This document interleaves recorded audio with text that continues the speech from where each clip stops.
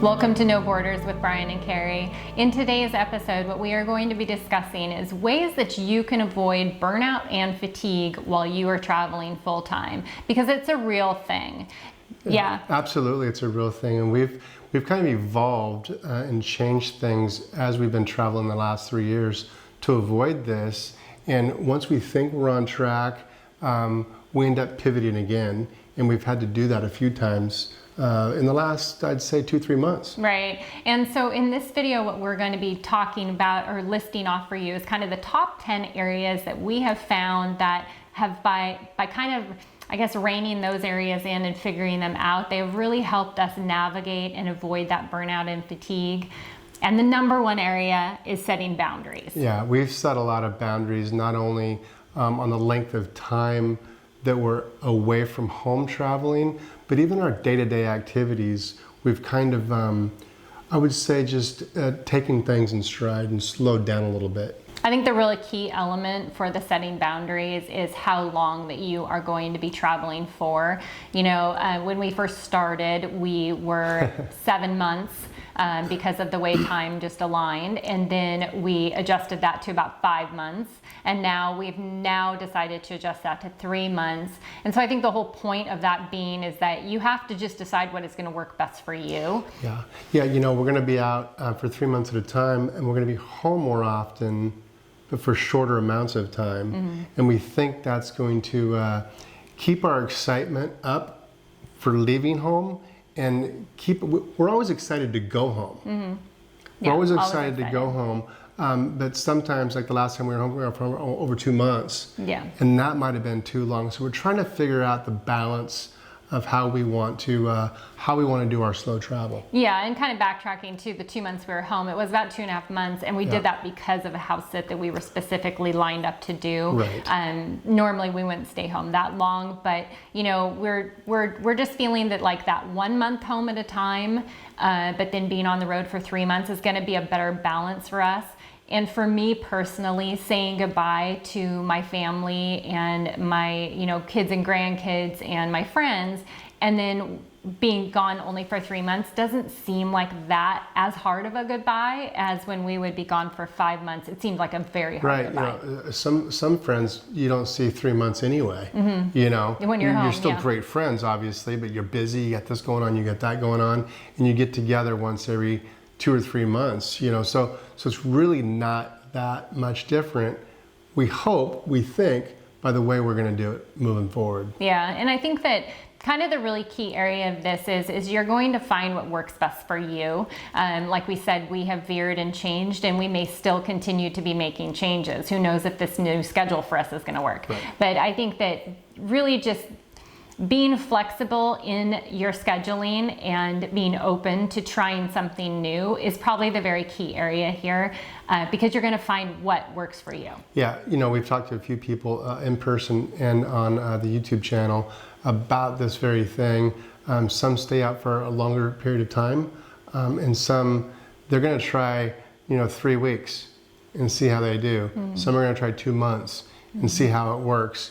And I would encourage you, if you're planning on doing some full-time traveling or long-term traveling, we should call it, test the waters a little bit first. Right. Kind of figure out your rhythm and what works for you. Well, and I think even testing the waters for us is, doing, when we say we're going to switch to going home 3 times a year and doing 3 months at a time, mm-hmm. we are testing the waters on that, because if we do it a couple times and we don't like it, then we'll just switch it up again and find what works best for us. So another part of that was we went home that first time that we had been gone for 7 months, thinking 3 weeks was going to be more than enough time to visit family, because we were so excited to be back out onto the road. We got home and that 3 weeks went by so incredibly fast. Went by quick. It made us realize that 3 weeks wasn't enough. But now a month, we feel like a month is going to be enough, because we're only going to be leaving again for 3 months. Right. So we're kind of setting boundaries on both ends of the spectrum, the travel and the home end. Yeah, I mean, we've been traveling now for 3 years, and this will be our 3rd time making adjustments. Mixing it up. And so we're still trying to find that balance. And I think that the other thing is that balance changes based on circumstances, you know. So for us, we can be looking at our balance and being like, you know, we have parents that are getting older and I'm missing out on some things with my grandkids as they're growing up. Yeah. Those kinds of things, if you don't have those taking effect or they're not in play for you, then you may have a totally different schedule that works. Right. And you know, for me, my schedule works, you know, love seeing my parents, love seeing my family back home, love seeing my friends. I've got one daughter back up to where we go home, what we call home to. My other two daughters are across the country. So for me, I don't have grandkids. For me, it's a little bit easier to stay out for longer periods of time. But you know what? Sometimes I kind of feel like getting home. Number 2, prioritize self-care. Now this is something that is much easier for me on the road. Yeah, you do better on the road than when we're traveling. Than back home, right. And I don't know why that is. Or home, yeah. You know, I think because when I'm on the road, I feel like I need to get into a routine. Yeah, I don't know what it is, because when we go home, you have a little bit more struggle. I think that you're busier with meeting up with friends, meeting for breakfast, meeting for lunch and stuff, and having those beers, and it breaks that, I think, routine. And for us, that self-care is, for me, so truly important, because when we have, for instance, tried to travel fast and we've been moving quickly, say for 3 weeks time or for a month and a half period of time, we're moving a lot faster. You're staying in hotels and you're having a really hard time staying in any level of making sure that you're exercising or making sure that you're just taking care of all those, having that downtime, having the quiet time. Exactly, making sure you're taking care of not only your physical health, but your mental health. Just breathe, take a break, go lay down. Those things are much easier for me on the road. Yeah. Now, you are the opposite, I think. No, in some ways. I do pretty well on both of them, but I do well when we're slow traveling. Yes. So if we're staying in a location for a month, I can really focus on making sure that I have those down days.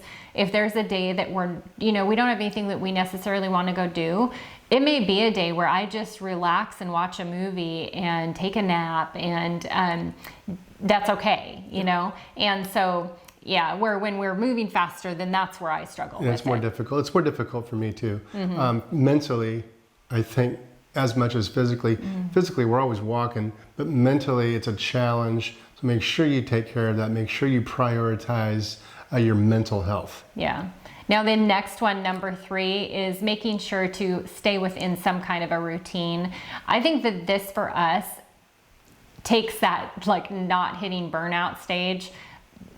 Like we have to have this. Yeah, I have to have this. I would agree with that. Yeah, and so these last two kind of go a little bit side to each other, because setting a routine and that self-care kind of part one in one, I guess. Yeah, they go hand in hand. Hand in hand. That was what I was looking for. You're looking for hand in hand, and they really do. I would say the routine part of it though is, you wake up in the morning, you have your coffee, you read your news, you do some work. Because we have work, YouTube and podcasting work to do. And then you put it away. You go out, you go for a walk, or you have lunch, or you take that nap, or you have a down day. That evening, you have a routine. And if you have that routine, I think it makes things much better. You don't avoid burnout, and you're taking care of that mental health. Yeah, and I think that that's where, when we are fast traveling and there's really no level of routine, when you are moving every 3 to 4 days and you're in a hotel, even if you're in an Airbnb and moving every few days, it's really hard to have a routine, because first off, you're only in a location for a few days, so you're out sightseeing every day. I don't have that routine necessarily of maybe making sure that I'm getting up in the morning, and like you said, I like to get up. I like to have my cup of coffee. I like to be able to just relax, and then we right away get into some work. Yep. I don't know. It's just that keeps me centered by having that routine that I can kind of rely on. Yeah, that fast travel is not for us. We did that. We didn't like it. We didn't have the routine. The one thing I like about the month-long stays, or even a 2-week stay or a 3-week stay, is the feeling like you have a sense of home. Right. You're here, this is your place. It's kind of a key factor. You wake up, you have your coffee, you sit on your couch, you do your thing.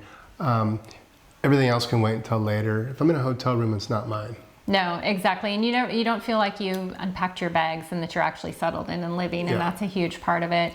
The other thing is the healthy eating. When we aren't maintaining that healthy eating, that to me is part of self-care and routine. And when we're just kind of settled in someplace, we can manage, going to the grocery stores and just that. We do have our routine in the evening. We like to eat in. We majority of the time eat in. So cooking that dinner, sitting down and watching our show that we enjoy. When we do try and push things out of that, we do get burned out because there is no sense of any of that. There's no normalcy. There's no sense of normalcy. We enjoy going to the grocery store. Carrie enjoys it much more than I do. I do. But I do enjoy going to the grocery store. And I enjoy eating at home because they're the normal things to do that normal people do every day. Right. And I think if you do those things, you avoid burnout. Well, and I think for us in the beginning, it felt so good to get out of routine. It sounds so good because you live your life all routined, right? We get up, we have 5 days a week, we're going to work. We're majority of people, they're on this little set schedules. Right. So it was exciting to not have that for a while and not be so routined, but then you start to miss it. You start to miss it and you start to burn out. Yeah, and so that's when those adjustments need to take place. Now the other area, and number 4, is staying present. We have learned this probably more so over the last year. Yeah, absolutely. We're always excited. We're always looking forward to doing that next thing. Avoid doing that. Stay in the moment. Stay where you're at and enjoy your home, your routine, where you're at, no matter where it is. Even if you're not that excited about where you're currently at, enjoy it because many people, a lot of your friends and family would love to be where you're at right now. We remind ourselves of that. And we just stay in the moment. Right. And we've been places, we've had a few locations we were not crazy about at all. Right. And, those last couple of weeks kind of felt long, especially because we were there for an entire month. And so we've had to really just remind ourselves of that we may not like the town. We may not like our Airbnb or whatever the situation is, but, we're there. And take it for what it is. Next month we're moving on to a new location. So we used to put so much thought and energy into our next location, like, oh, we're going here. And it's okay to be excited for that next location, but really just enjoy where you are. And, when all is said and done, even if you didn't really enjoy that location, you still get to say that you lived in that place for whatever period of time. Right. You tell a friend or family member that you were in this location, they'll be going, oh my gosh, that must have been amazing. Well, it was amazing.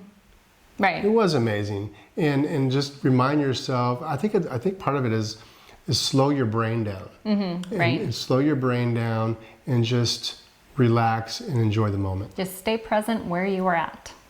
Number 5, seek solitude. Now, we have been to a few places that are not really your touristy hotspot destination, and we've done some of those things, not necessarily on purpose, but once you're into them, you're kind of glad you're there. Right. Because you kind of get away from the action. I think that if we every month stayed in a location that is a tourist hotspot, we kind of get this when we're, say, traveling, because wherever we travel in the summertime is usually a touristy hotspot, right? You do that for a couple months in a row and burnout really can start to set in because everywhere you go, you're constantly fighting a crowd. So go ahead and just schedule those places that are a little bit maybe off the radar and the tourists aren't hitting those areas and you get to kind of breathe a little bit, Right. We met with a couple here not too long ago. They were doing a house sit on Crete. And they were up in the mountains. And he said, that's where the magic is at. Yeah. Up in the mountains. That's where it's all at. All the small villages, the authentic local food. Try something like that. Now, we haven't quite gone that far yet. No. But we do get our accommodations kind of up away from maybe an old town center or something like that. But doing something like this couple does, It's intriguing to me. It's kind of like for us, especially with full-time travel, it would almost feel like a month vacation. Yeah. From what we do, you know, of just being in an area that's super chill and laid back. I know we felt that when we went to Italy and we were there through last summer. You know, at the end of that, because of the craziness and busyness everywhere we went, it just got really tiring. Yeah. And we still enjoyed it, but, you know, we were then very excited to get to an area that was much quieter and a lot more laid back when we got to, I think, Antalya in Turkey. It was great to be able to just relax and kind of, like I said, just breathe. Sounds funny to say that, but, you know, when you are in a super crowded area, you do feel like, you know, and then you get to this area that's like, there's not very many people, and you just feel like you can breathe. It sounds funny to say, but it's a very real thing. I'm thinking a cabin in the Swiss Alps. That would be good. In the wintertime. Yeah. We're going to start our house sitting adventure pretty soon, as far as like maybe looking for places outside of right now we only do it when we're home in the States. Right. But that would be one of the ways that we could get some of these places that are more in the countryside and gets us out of the main touristy areas. Because we certainly, on our budget, can't get an Airbnb that's a nice, beautiful house. Right. But we can get those places if we do house sitting, which if you're interested in house sitting, we do have the link down below of the company that we go through, and it is great. So we'll be searching those out maybe in the next year. Searching those out in the next year. And to me, it's, you know, if we're going to do this full-time travel thing or this long-term travel thing to these various countries, let's get into the thick of it. Mm-hmm. Let's get into the locals. Let's get into something that we really haven't fully experienced yet. Yeah. Now, number 6 is find some hobbies that you really enjoy doing. And maybe you already have those hobbies. And, you know, hopefully, you know, because that's the rough part. If you're traveling full time, some hobbies that you may have may be tough to take on the road. So you might have to search out some new hobbies. But engage in those hobbies, you know? I mean, we can't all just sightsee all day long or sit on Netflix all day long. Right. So, you know, finding some of those hobbies, reading is obviously an easy one to take on the road with you, but maybe there's some other things where you want to get involved in some hobbies in the community. Yeah, start playing cribbage or a deck of cards, hiking, anything that is a non-touristy thing to do, I think is the best way of putting it. Get into that rhythm, get into that routine, and I think you won't burn out. Now, number 7 is stay flexible. We learn this pretty much on a monthly basis, if not daily basis. You know, there are going to be changes. There are going to be curveballs thrown your direction, either with flights not going the way they were supposed to, Airbnbs not going the way they were supposed to, or maybe arrive to location and, you know, it just isn't what you were expecting or whatever. If you can remain flexible, it is going to make your travels just so much better. Yeah, I think it's a mindset. I think you just kind of assume something's not going to go right, and when it doesn't, you're ready for it. You're ready for it in the sense you can go, well, you know, these things happen, and let's just grin and bear it. Really, is what it is. Because what are you going to do about it anyway? If you can just learn to keep a lid on any frustrations that you might have in whatever situation it is, I think, you know. If something goes wrong 3 or 4 or 5 times a month and you get all worked up over it, you're going to burn out real quick. Yeah. If you just go, okay, well, what are we going to do about it? Fix it, take care of it, and move on. You realize that was actually pretty easy. That might not even just be for long-term travelers. That could be for just life in general. It's probably just life in general. Yeah. I think that our most recent experience was the Airbnb experience that we had. That could have thrown such a curveball for us to where, you know, for a lot of people, those situations, if you don't just become flexible, you may just be like, this isn't for me. I just need to go back home. Because honestly, you are faced with a lot of those kinds of situations, not just with that experience. We've had multiple experiences with Airbnbs of things just not going right or whatever you're thrown, right? We've just learned that at the end of the day, majority of the time, everything works out. A lot of time it works out for the better. So really just stay flexible. It is going to keep your travels on track. You're not going to become overwhelmed with everything and not get burnout. I kind of think about it in a way of like, what's the worst thing that can happen? Yeah, exactly. You know? Well, and that best example, because we think about that with a flight. Yeah. You know, when, say a flight gets changed and our layover ends up being super like tight and we don't know if we're gonna have enough time. Yeah. We really honestly just look at each other all the time now and just be like, what's the worst thing that happens? Yeah. They'll have to put us on our next flight tomorrow or 10 hours from now or whenever. You get a hotel room and you stay the night there. Bummer. Yeah, But, I mean, it's not the ideal situation, but don't let it ruin your travels because you very well could easily let it do that if you get too worked up over it, I guess. Burn out. Okay, number 8, set realistic expectations. Things aren't always going to be glamorous and cool and fun. Sometimes they're just going to be kind of boring and dull and drab.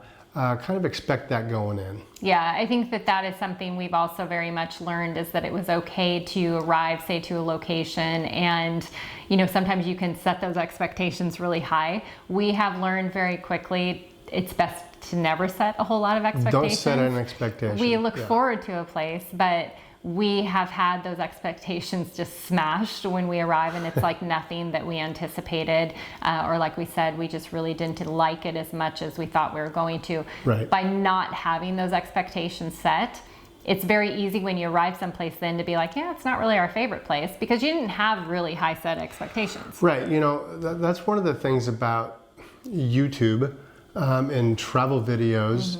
You know, we do them, but we also, we try and give it to you in a way where it's not all glamorous, rose-colored glasses. Obviously, there are some things that are very cool in every location you go to, but there are also things that aren't so great about every location we go to. You know, we've done the video, The Ugly Truth of Full-Time Travel, and that's one of the things, is it's not always glamorous. Well, and I think also the expectation part is be realistic to your expectations for yourself, as far as, you know, you can sometimes get to a location, or even previous to going, if you set prior arrangements, right, of all of these things that you want to go see and do. You're going to burn yourself out by just overcommitting yourself or thinking that you can do so many different things. So be also very realistic in those expectations when you arrive someplace. For us, a very good recent example is our next stop is Budapest. And, you know, Budapest, we have learned, so we want to do some day trips from Budapest, but we have very much learned that when we get to a location, prior to going, we'll be talking about all these day trips that we're going to go do. Then we get there and we like the town so much, and we like just exploring the town itself, we don't go do these day trips. A lot of people see that as weird. We see it as, we just enjoy where we're at and we want to live life there and take it all in. Right. We don't want to jump on a train or a bus on a Tuesday, go explore some other city, come back that night, do it again 3 days later, do it again a week later, do it again a week later.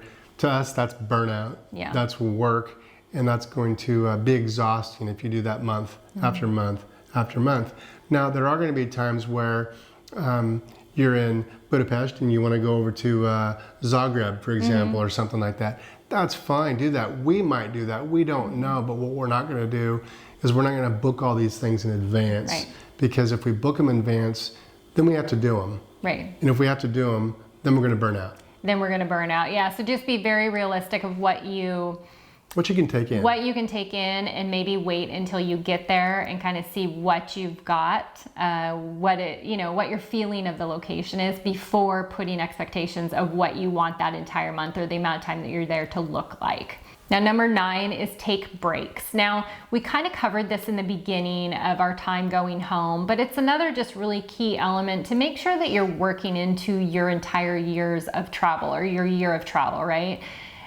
When we are planning and scheduling out all the things that we want to go do, breaks are worked into that time. Be it going home, or say it's going to be your time of more solitude where it is up in the mountains somewhere, or whatever you see as solitude. But just make sure that you're scheduling in those downtime where, say, traveling isn't even a factor so much, because I think that being on all the time and traveling all the time can get old. So knowing that you have stretches of time where you don't have to navigate, you don't have to figure it all out. I think one of the ways you could take a break while traveling is maybe splurge a little bit and get that really nice Airbnb, or maybe stay someplace that's not somewhere you'd normally stay, like close to a lake or on a lake or on the beach, something like that, where you can feel like you're on vacation. Or another option would be a cruise.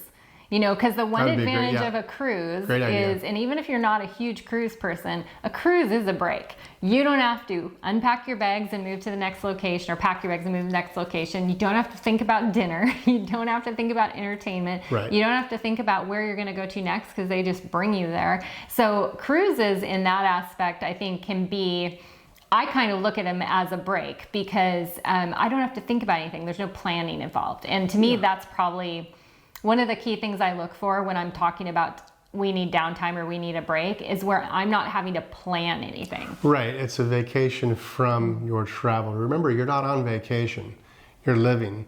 So figure in those breaks, vacations, while you're traveling. A cruise is a great idea. I mean, I didn't even think of that. It's just something out of the ordinary. Try and think of something, even if it's for a week, or even if it's for 3 days, do something that will reset your mind. Right. So now number 10 is reassess and reflect. And that is really just kind of going over all of these things that we've just talked about, but just reassess where you're at right now. Like we said, we are reassessing all the time. Yes. Maybe not necessarily reassessing what our schedule is going to be as far as how long we're going to be out traveling. We kind of decide that for a long stretch of time. But all that is up for just renegotiation, would be a good way to put it. If you have to pivot and change things, then do it, because the idea is you're in a marathon, you're not in sprinting. Right. So if you have to make an adjustment to literally slow down to get further, right, I would suggest you take these 10 ideas and put them to use. Yeah. And I know that, for us, so if you're a solo traveler, the only person you really have to answer to is to yourself. But if you are traveling as a couple, sometimes this reassessing is coming together and figuring out what the both of you, because we can have very different viewpoints of how we want to travel or how long we want to stay in one location. All those things can really vary by person to person. And so when you're trying to bring that together as a couple, it can be challenging. So, part of that reassessing, you may try one way that, say, Brian likes a certain thing. And so we did that for a period of time. And then I had some views on it. So then you just kind of are going to reassess and renegotiate, we'll say, and come up with a new plan that works for both of you. And once again, you'll probably do that again. So just be open to all of those changes and everything, because I think it's gonna keep you on the road. Like I said, it's a marathon. You want to keep traveling. You don't want to reach that burnout point. So make sure you're just being very aware of all of these elements. Just be flexible, I guess, is the best way of putting it. Yeah. Well, we hope that you enjoyed this, and we hope this kind of just helps, maybe even just some thought process or some conversation about your travels that you're on now or looking to do. If you would like to find us on other social networks, you can find us on Instagram, Facebook, and on YouTube at Brian and Carrie, and then also on our website at brianandcarrietravels.com, where we have some free resources that you can get as well. So we will catch you next time. Cheers.